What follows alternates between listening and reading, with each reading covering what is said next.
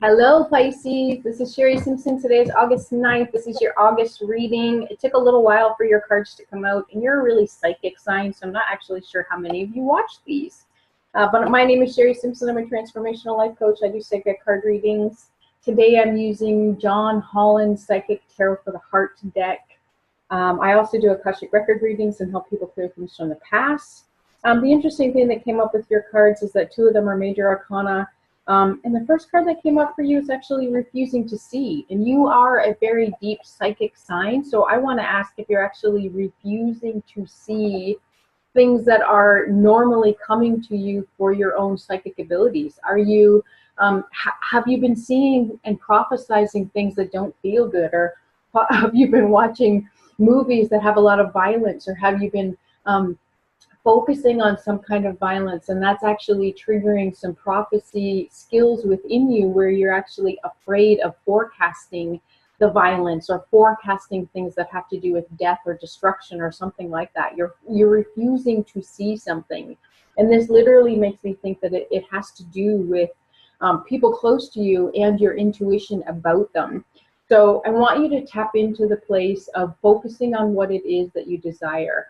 If learning about, oh, this is making the hair on my arm stand up. If learning about things that you're prophesizing will actually help the people, or if they'll even help you to understand the situations and how your gifts work and how your prophecies can eventually help, then I want you to stop shutting this down and actually open up to the fact that your abilities and your skills are useful and valuable, or else you wouldn't have them. So if you're closing down your intuition because it's scary, I want you to stop focusing on the scariness of your intuition and your guidance and your spirituality, and actually open up to how can I use this gift to help myself and others, because that's why you actually have it. Again, that's making the hair on my arm stand up. The next card that comes through is the release card, and this always makes me think, when it comes up in reverse, that you've been releasing a lot, but I get the sense that what you've been releasing, you have a tendency to call back in because you're not replacing the space with something new from what you let go of. Somebody else had a reading similar to this, where maybe you've been releasing a whole bunch of stuff, maybe from your house. You're doing yard sailing and you're cleaning the car and you're getting rid of books and you're getting rid of, like, old CDs and all of these things. But if you're not calling in what it is that you desire to have instead, replacing the emotions within you that were attached with something else, then you're going to end up having to go through that release process again, because you're not matching something new and you're going to call in the same thing over and over again.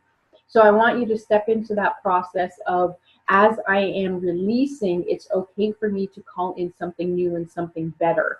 And he's looking at the past in this, which makes me think that you are releasing things that have to do with your past, but you continue to call them back in because you're not focusing now on what it is you want to create and what it is you want to call in. This is a 13 card. The 1 is about you stepping into your own independence, and the 3 is about you having your own personal power and your own confidence, and the 3 and 1 together is a 4, which is about balance. You balancing your human side and your spirituality, and you balancing your masculine side and your feminine side. So making sure that you're calling in what it is for your greatest and highest good as a whole being, not just in the spiritual world or in the physical world, and not just what is for other people, but also what is for yourself. So in that sense of giving and receiving. Only 3 cards came through for you, which is interesting because some of the other signs got 6, but for you, I think that you already have this wisdom, and I'm just sort of triggering something within you for you to be like, oh yeah, I get it. The next card that came up for you is the control card, and I want you to step into a place that you may not be able to control the intuition and the guidance that comes through for you, but you can control how you are using it. So if you're trying to over control things, and then I want to shut this down and I don't want to see this and you're actually focusing more on what you don't want than what you do want. So you really want to tap into, what is it that I am deciding to create? What is it that is for my highest and greatest good and for the highest and greatest good of all others? And in this 8th month, 8 is a really abundant, infinite number. So I want you to tap into infinite abundance, infinite help, infinite guidance that is for your highest good and the highest good of others. If you feel like your wisdom was being controlled by other people or controlled by something outside of you, I want you to step into really tapping into you connecting with your wisdom and guidance to higher beings, connecting to your highest self, connecting to the archangels is something that is coming up for me. I hear Gabriel. Connecting into wisdom that you know is from lighter, higher beings that are here to help, rather than feeling like your wisdom is connecting into your subconscious, which was created between the ages of 2 and 7. So when you bring the subconscious forward, it's your 7-year-old who's speaking, and you know, the 7-year-old probably felt controlled, and the 7-year-old probably felt like they had no control. So if that's where you're allowing your guidance and your wisdom to come from, you want to intend and change that and transform that so that your wisdom is actually coming from a place that is serving you from a higher place and serving the people around you from a higher place. So that's really important.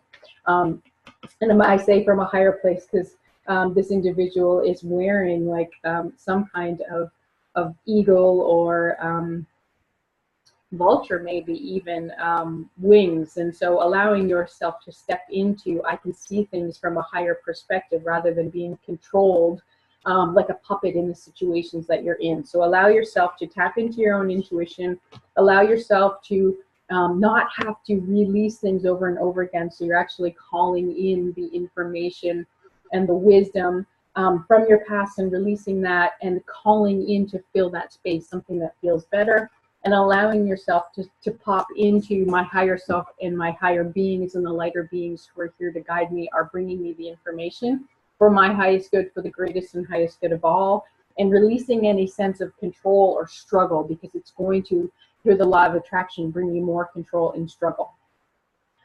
So thank you so much, Pisces. I hope you have a fantastic and beautiful month. The full moon is on the 11th, and it is new beginnings as well as celebrations and endings. So it's going to be a big day, an emotional day, and it'll probably take about 3 or 4 days after that for you to start feeling that propulsion forward into that new beginning.